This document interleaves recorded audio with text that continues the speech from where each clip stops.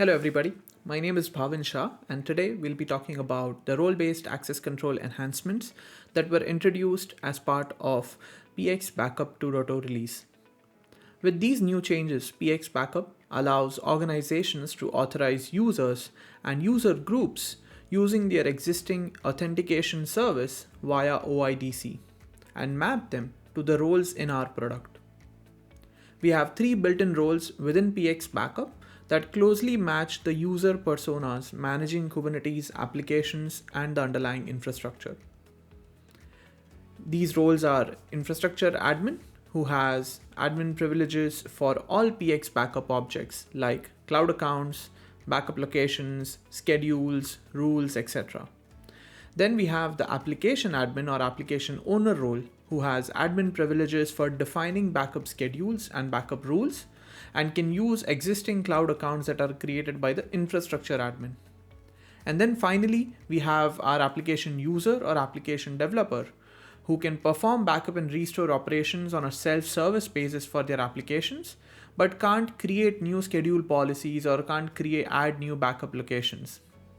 PX Backup also allows admins to create additional custom roles if they want more control over their data protection solution. In this demo, we'll look at a simple scenario where an application owner who wants access to existing cloud accounts and backup locations, and how an infrastructure administrator can assign her those privileges. We'll start by creating a new user account for our application owner Jane Doe and register it with PX Backup. If we navigate to her profile, we'll see that her role is listed as a simple user. And if we try to access any of the cloud settings that already exist inside PX Backup, we'll get a few errors. At this point, we'll change our persona and log into PX Backup using the infrastructure admin credentials. We'll navigate to the RBAC section of PX Backup and create a new role, a new custom role for our Jane Doe user. We'll give the new role a name and a description. And as the infrastructure admin, I can decide what level of privileges the new role should have. So we'll keep view-only access for cloud accounts and backup locations, but full access for schedule policies, rules, and user roles. Now that we have our role created, we'll map it to our user. So we'll find Jane Doe and map the new Cassandra admin user to her user account.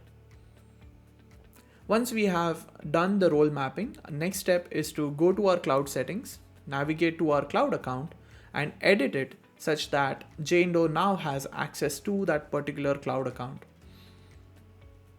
Again, even though we gave her access to this cloud account, she only has view-only access because that's what we configured in her role.